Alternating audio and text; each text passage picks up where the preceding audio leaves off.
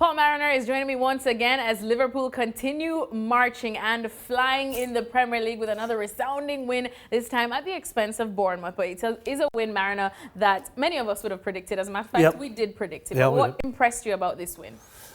I think it was getting Wijnaldum back in the side. I think he just, to me, it felt as though he hadn't really missed a beat. He scored a fantastic goal. I mean, great run in the box, found beautifully with a pass, and then a sublime chip over the goalkeeper. They didn't really have to get out of second gear, really, Liverpool. You know, they were just, as you were, Bournemouth didn't offer much of a challenge. They were sort of sitting in 4-5-1. Liverpool had all the play. It was just a good team performance. If you look at the overview of the side, everybody played okay. You know, nobody was... Just okay? Well, nobody was brilliant, but nice to see Keita getting some minutes where it was a comfortable game for him. Boosted his confidence, didn't play too well last week. So that'll be good for him. And then my mate up front did well. Well, what about a certain Bobby Firmino? Because we were singing his praises. You were absolutely on fire watching him. Look, I mean, the back heel for Salah's goal was, I mean, it's sublime. I mean, the touch, the vision, the awareness. It's that link-up play, what he does. He does so much for that side. You know, everybody, you know, thinks about the high press and thinks about the, you know, Mane and Salah with the blistering speed. But it's that knitting together, that link-up that Firmino does for me, and he's quite remarkable. I just wish he'd score a few more goals. I think he'd be the total package if he got a few more goals. But for me, he's still the total package.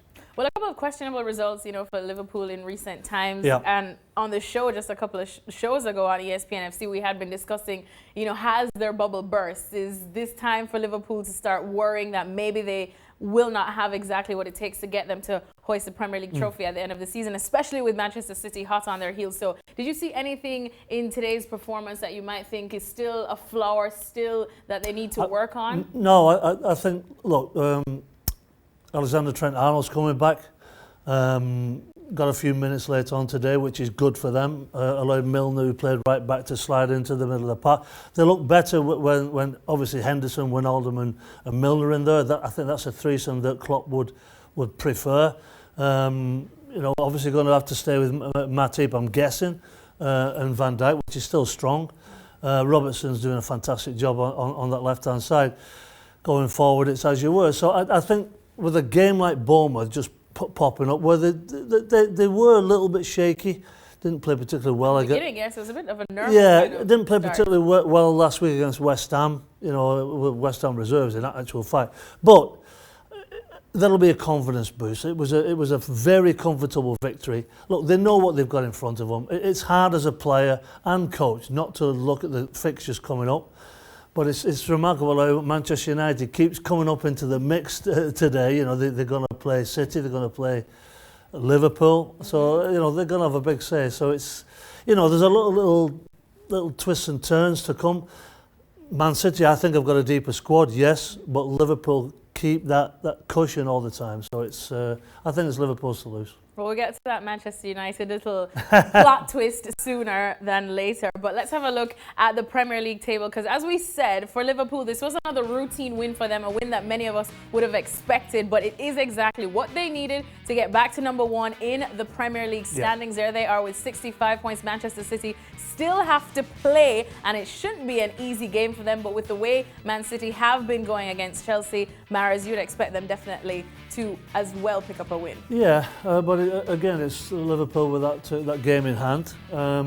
Look, there's no doubt that this is going to be going right to the last few games. You know, Guardiola even said it could be goal difference. So, you know, Liverpool didn't hurt themselves today, getting a clean sheet and a few goals. Man City tomorrow have got, you know, it's a big game, but as you say, I agree with you. I think that they'll win. But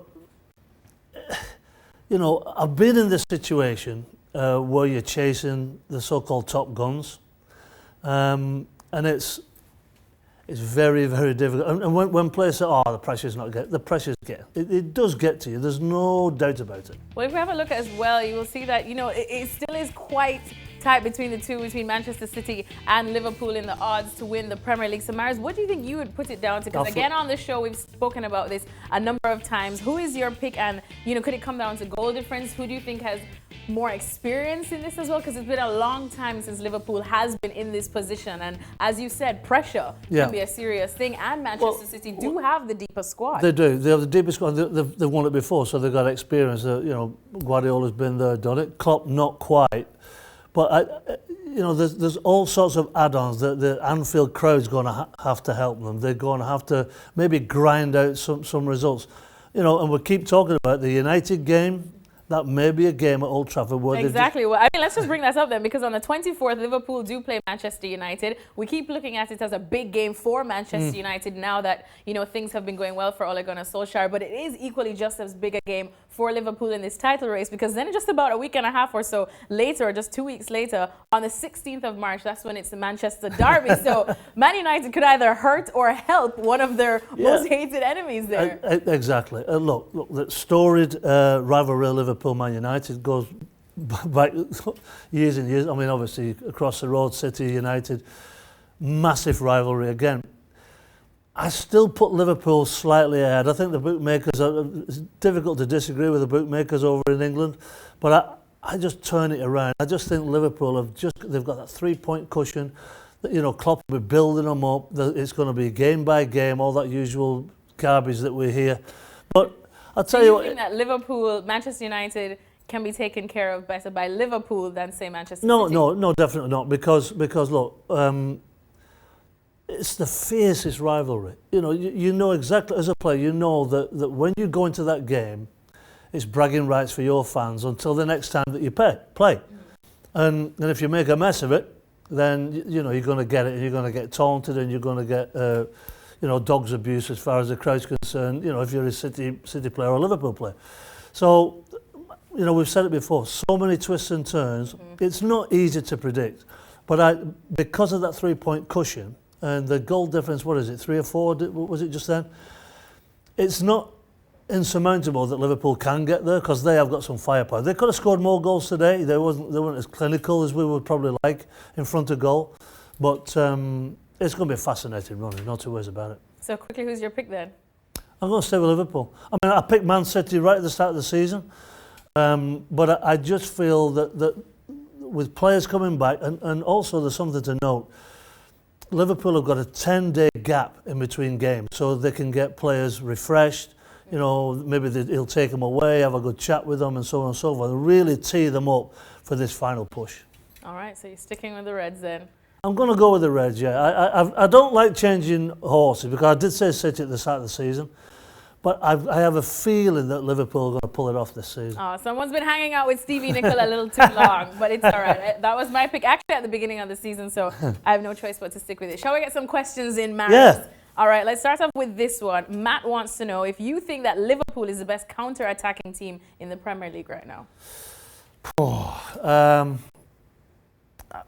I think they're on a par, City. I mean, when you look at what Kevin De Bruyne when he's fit, Sané, bombing, Sterling, Aguero. I mean, it's hard to say that they're not on a par with Liverpool. Look, when Liverpool are 1,000% fit and they are flying, yeah, it's very difficult to deal with. But I don't know. It's very difficult to put them apart. I can't put them apart. All right. Theo wants to know, what are your thoughts on Naby Keita? Just overall, I guess after today. Yeah, I think you can throw Fabinho in the mix as well with Keita. I thought he would do much better. When you looked at him last season, or was it season or two ago, playing in the Bundesliga, I thought this guy's absolutely tailor-made for what Klopp's doing. You know, Liverpool fans couldn't wait to get him. Exactly. I know Stevie too. We sat here and spoke about bring him now. You look at him on Wyscout. You see what he does. He gets in the box. He scores goals. He had a couple of opportunities today. Didn't take those chances, but he needs games. And as I've said, because of Henderson's been injured, his normal trio, I feel, will be Milner, Wijnaldum and Henderson. So it's been a bit limited. So for Keita to come into such a massive atmosphere, you know, it's the Premiership, they're bombing for the Premiership. you know, we're looking for that Bundesliga type of performance, and we've not quite seen it. And I think it's purely and simply because he's not had a run of games that he's been able to get into the flow of the Premier League. Well, I always say that Jurgen Klopp is definitely one of my favorite managers, and it's just amazing. He's like the rock star manager. He almost makes you want to play for him. So that's why I bring up this question from Akan. He says, Maris, even though he knows that you're Arsenal through and through, which current team and manager would you have liked to play for that you see now?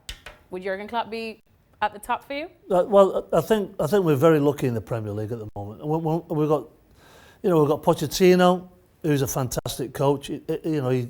He puts his arm around players and gets the best out of his players when we... but which one gets you going, Maris? Which one do you see after just today or the last couple of weeks that you say, yep, him. I know he would bring out the best in me.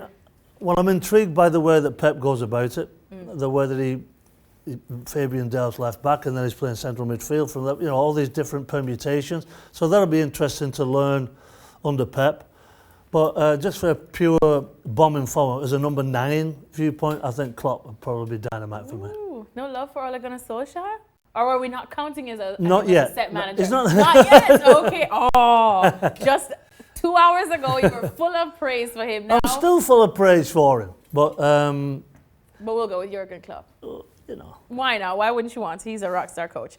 And then this one's coming. It says is it possible for Harry Kane to return from injury and still win the Golden Boot, or is he out of the race? Because there is concerns that this recurring ankle injury could thwart him somewhat. He's still just behind Mo Salah on 14 goals. Do you think you would know exactly how it is hard to come back from injury and continue in goal-scoring form? Yeah, it's not just enough to come back and say, okay, boss, I'm fit to play. You've got to get up to speed again. And the opposition know that you're maybe carrying something a little bit, so, things can get a little bit... Yeah, so, look, there's no way that you can rule Harry Kane out of it. As far as goal scoring is concerned, you cannot rule him out, because the way that he's going through his fitness regime to get back to what he was before he got injured. So, no, you cannot rule him out, no. I mean, my guy for Golden Boot was Aguero at the start of the season. He seems to always be at the forefront of scoring goals, especially with what's around him. The same you can say the same for Mo Salah at Liverpool. So he's currently at the top. You cannot knock Harry Kane out of any Golden Boot race. No, you can't.